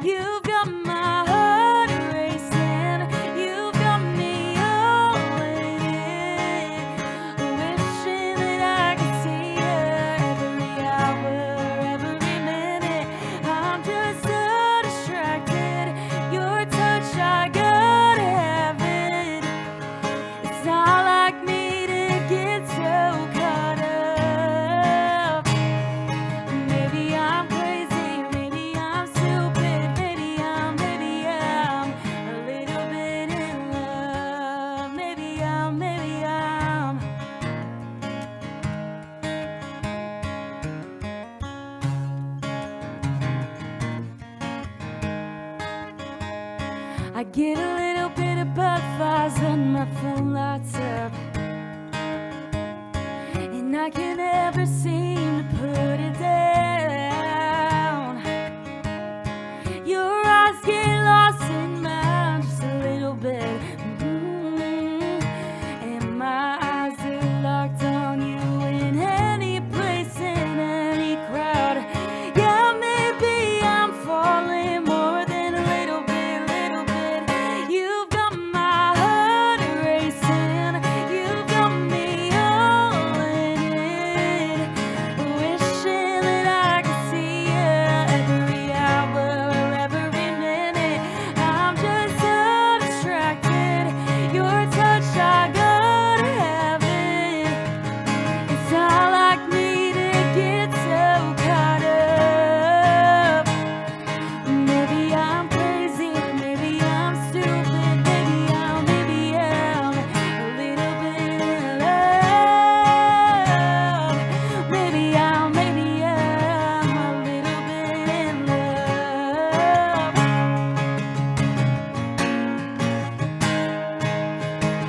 Yeah, I think I'm falling more than a little bit, little bit. You've got my heart racing, you've got me all in it, wishing that I could see you every hour, every minute. I'm just so distracted, your touch, I gotta have it. It's not like me to get so caught up. Maybe I'm crazy, maybe I'm stupid, maybe I'm a little bit in love. Maybe I'm a little bit in love. Maybe I'm a little bit in love.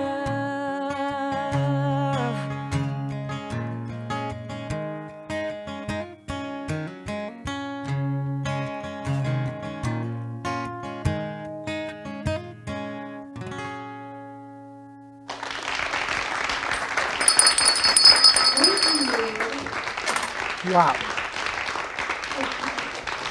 Let's keep going. Let's keep going, Dawn. All right, so this next one I'm gonna do is another original song. That one was my actually my most recent single that I have out on all music platforms, and I just released a music video to it. But this next one is one I released previously before that one. This one's called "Break It Fast."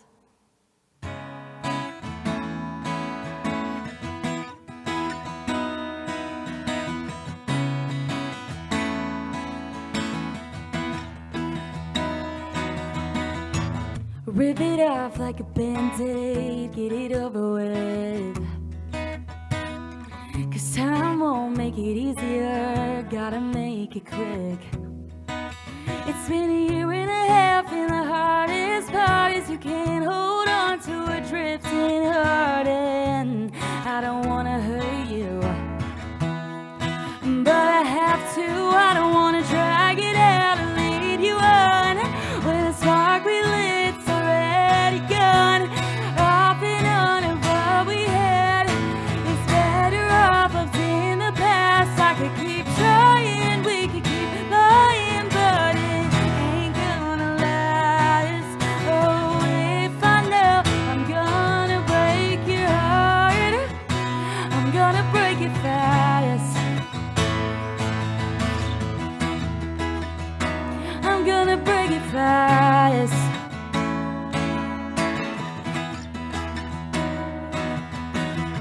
I don't want you to hate me, know that I don't hate you. You're not right for me, but there's nothing wrong with you. There's a girl out there who'll love you better. She'll keep her promise and stay forever. But now I see that girl just ain't me. Oh, I don't wanna drag it out and lead you on when the spark we lit's already gone. Off and on of what we had, it's better off left in the past. I could keep trying, lying, but it ain't gonna last.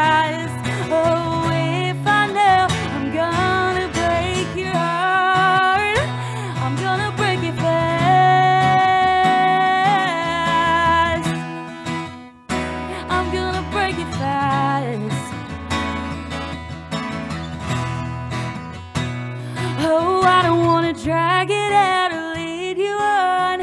When the spark we lit's already gone, and I don't wanna hurt you, but I have to. I don't wanna drag it out or lead you on. When the spark we lit's already gone, hopping under what we had.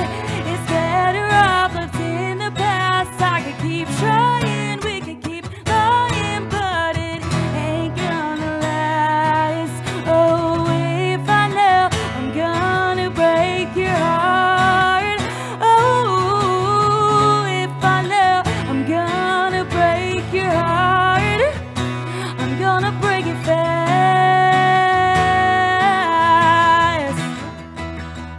I'm gonna break it fast.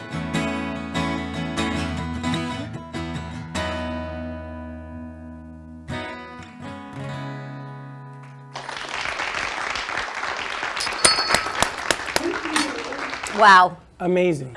That is, oh my gosh, so many questions. Alyssa Kuhn, spectacular. Oh, thank you so much. Oh, and I'm watching you sing, and Krista gave me a little bit of information about you. You're a high school senior at Wellington High School, or out in Wellington? And I'm watching you sing it, and Dad's here, the passion and your voice, your vocals, everything. All right, I got to go back to the beginning. How old were you when you started singing and writing songs? Well, I started singing at like a really, really young age, and my parents noticed that like I probably had a little bit of an interest in singing. So I first started taking classical piano lessons, and then at the age of 6, I started taking vocal lessons. So ever since then, I've been singing, but I wrote my first song, I think when I was like 11, my first like real song, and that's one that I have called You Saved Me. It's on some music platforms still, if anybody wants to hear that, but but yeah, so when I was 11, I wrote my first song, and then ever since then, I just kept writing. And you more than wrote. You had this new music video that was just produced by an amazing opportunity. Yes. So give us some information on that. So I worked with Cascabel Studios for this music video that I just released. It actually was on CMT, the website, which was super awesome. But they were doing this thing called the Cascabel Give Back, and I saw it on my Instagram one day when I was scrolling, and I was like, oh my gosh, like this looks so cool. And I didn't really think anything of it, and I commented on it, and you know, they reached out to me and were like, hey, like we would love to do a music video with you. And I was like, oh my gosh, this sounds amazing. So we did it. I mean, we weren't expecting it at all to be like what it was. And I worked with like such amazing people during that time, and I met so many awesome people, and that was definitely one of the best experiences of my life. It was so cool, and all the people at Cascabel are amazing, and everybody that worked with them they're so sweet and awesome. I mean, what an opportunity, right? Instagram, and you're like, oh, I think this is really cool, and they call you and they say, oh, listen, we'd like to shoot this video for you. We're going to pay for it. Yes. You're going to come down. We're going to do all of it, hair, makeup, video, editing.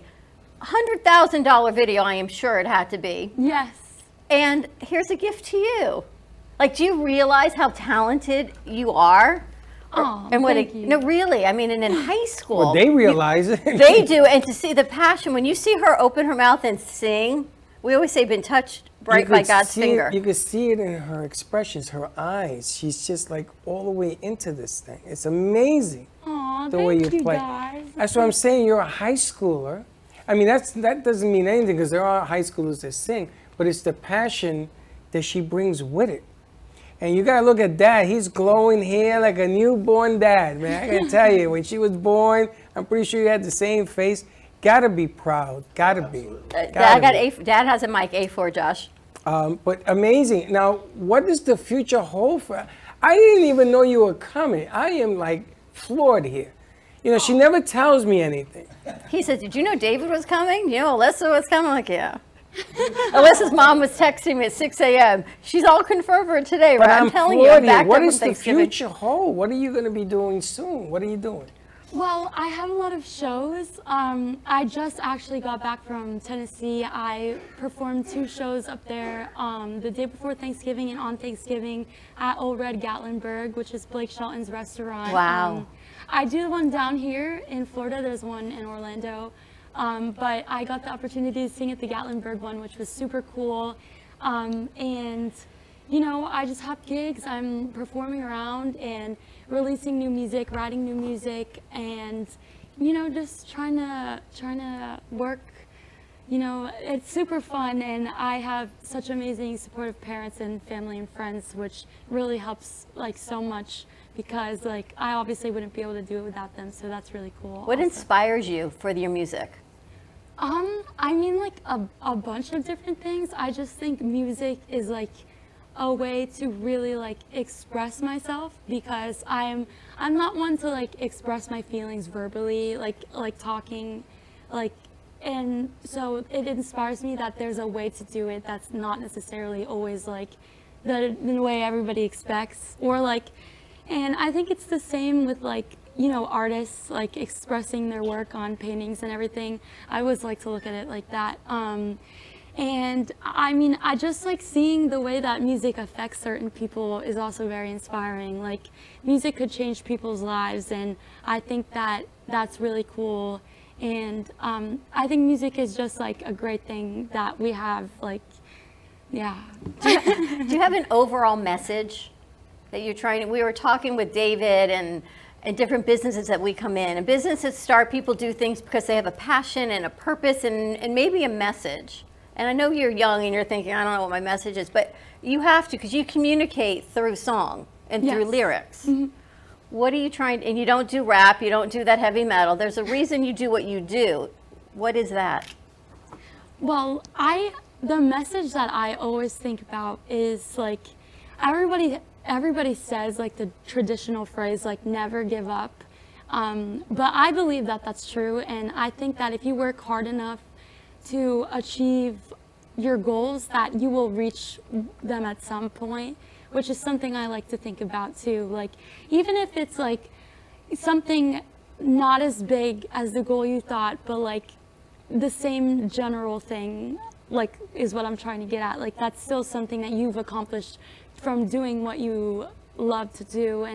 And that's why I think it's like never give up. And the reason why I connect more with this kind of music is because I grew up listening to this kind of music. You know, like Taylor Swift is one of my all-time favorite artists. And she started in this type of music, and all her songs back then, and even now, but back then, like in this type of music, had a meaning behind them. And I think that it's cool to listen to the meaning behind the music, and country music is a genre where I feel I connect most to, especially like nowadays. And, you know, because it's not necessarily country music that I play, it's more like country pop, but it definitely has the elements of country and then some of pop in it, so. It's like a flair of both. Yes, exactly. That's what's so different. Because I think country has changed to country pop, to country across the board. Because people listen to Taylor Swift and they listen to Carrie Underwood, and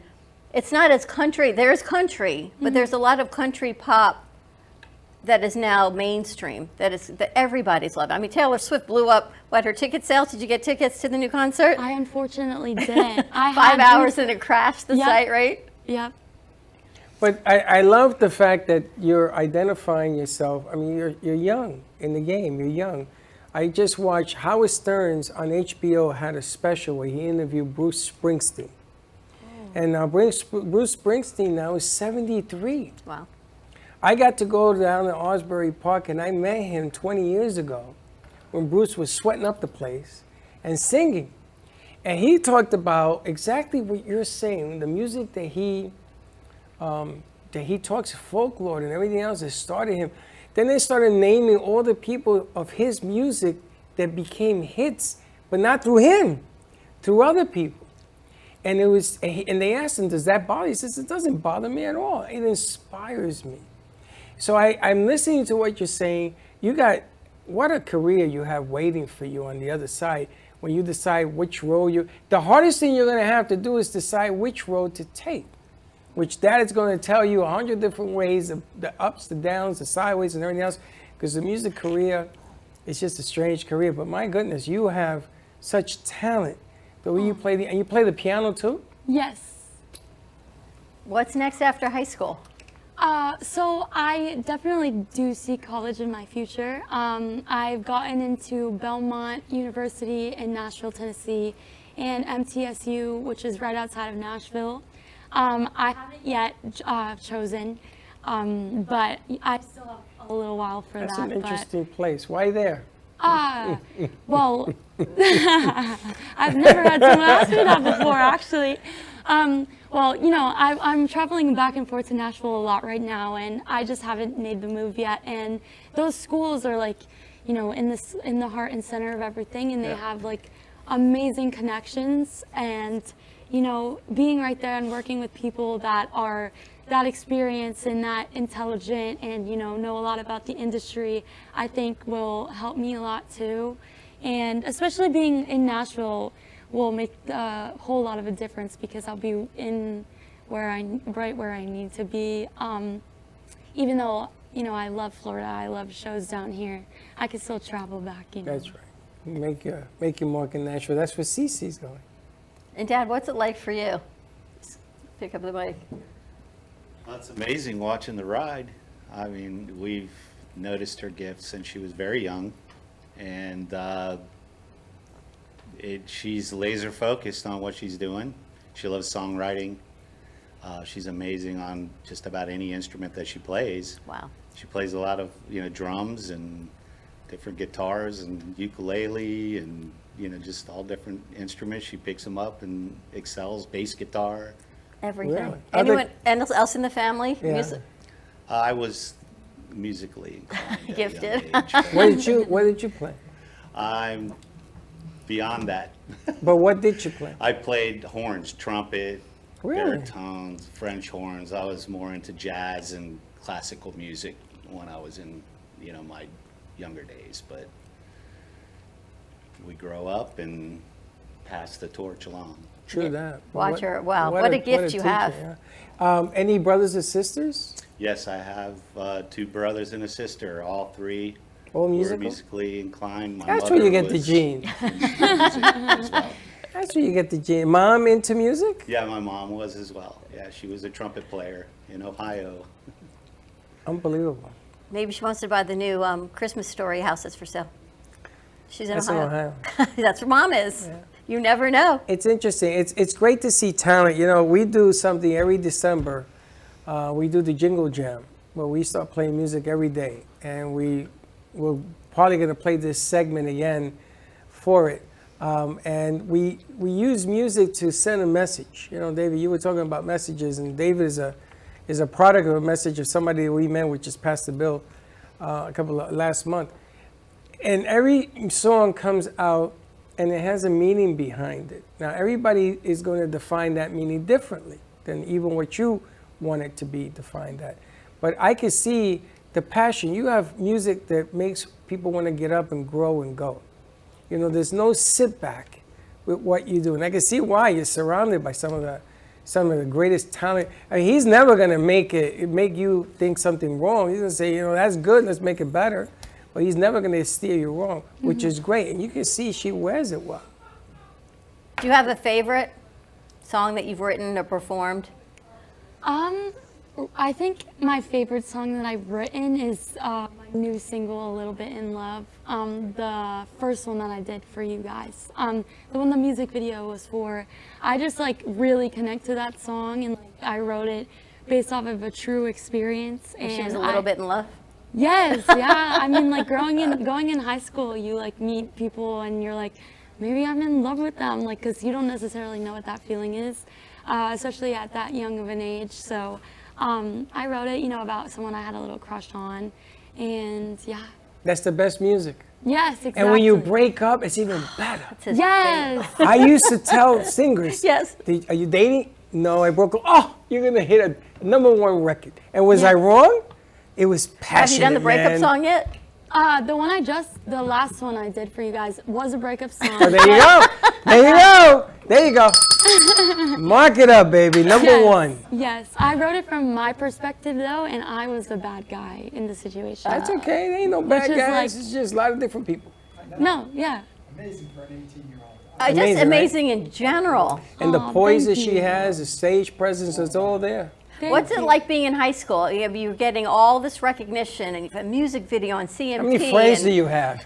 Oh, I try to keep my circle small. You know, because you know the regular high school drama happens all the time. But I mean, like a lot of my friends are really supportive, and I am in a lot of music classes at school also. So when I perform there, like with them, they're all supportive, and like it's so awesome to see that, because you know at other schools I feel like it would be more of a competition, and that's why I chose where I go to school right now, and I'm so glad I went there. Probably I would never forget these years of high school, so it's cool. I love high school. You know, there's nothing wrong with it. I just love everything about you, your passion, your perseverance, your message, your hard work at 18. It is not a given by any stretch of the imagination, and everything that you've put into it. And look, you've got a whole music video that was paid and produced for, the things that people achieve, they strive their whole careers for, and they just can't get that break. They just, whatever it is, they just can't afford it. They can't get their music in front of the right person. And you did it all through Instagram and through hard work. So congratulations to you. Thank you guys. I really appreciate Talent it. goes a long way. Are you working on another song, or do you have another one for us that we could close out the show with? Yeah, I could play another one. Hold on a second. Chris is listening. Hey, Krista. Hey, Alyssa. It's Krista Martinelli. Oh, hi. Amazing, amazing, amazing, amazing. And you know something? I want to thank you for giving us, because we know you're busy, run you out of school, and Dad drove you down here. You have a ton of things to do. I want to thank you. We're going to use this to kick off the Jingle Jam. Jingle Jam. On Maybe we Thursday. can get her back during Christmas break. Well, maybe. She's a busy girl. I would love that. Thank you guys for having me. I wish I had known that in the night train. We'd have put her to do that whole segment. Oh, man. You know something? Something's got to give. All right. It's all in the timing. We'll figure it out. We'll figure it out. Alyssa, so what's the next song you're going to play for us? I'm gonna play my original Real Good Night, which I also have another music video for that I shot in Nashville, Tennessee. So this All right. one is just about having fun, you know, Bring her living over. life. So All right, let's do You this. guys bring her camera up. There you go. All right.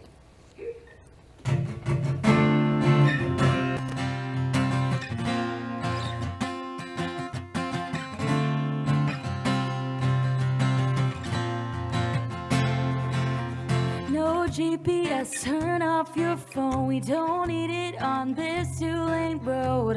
What would you say if I got a way to let all our worries go? A full tank of gas, four-wheel drive. We're cruising down a 95. Let's break the rules and miss curfew and leave the world in our rear view. Whoa, put your hands at the rooftop window. Pick a spot on the map nobody knows. We'll be singing every word our speakers are blaring through the radio. Whoa, as soon as that sun starts falling down, I know there's a little hell on the town. Right about now, to me that sounds like a real, real good night. Whoa, oh, like a real, real good night.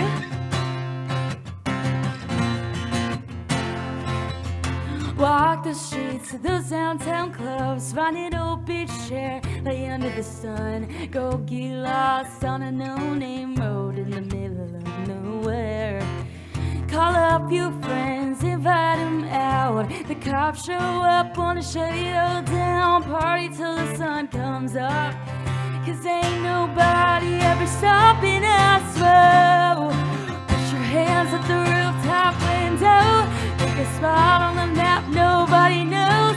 We'll be singing every word our speakers are blaring through the radio. Whoa, as soon as that sun starts falling down, I know it's a little hell out on the town. Right about now, to me that sounds like a real, real good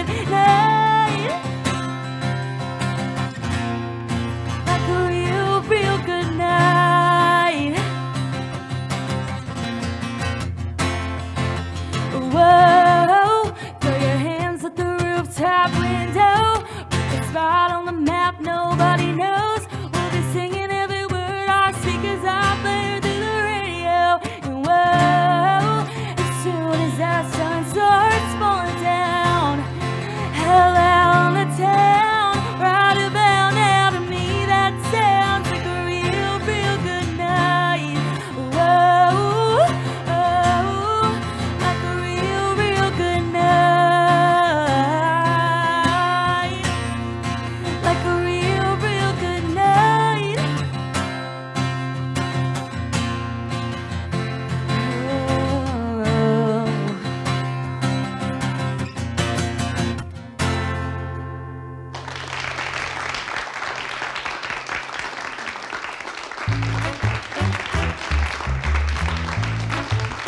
Well, that's about it for today. Even though the show's over, the Brooklyn Cafe is always open for business.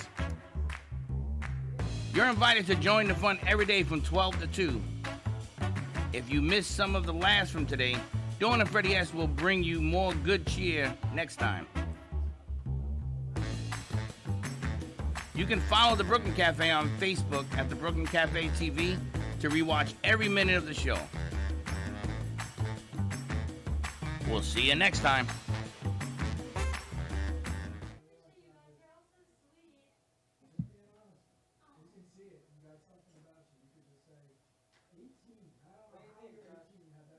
Josh is a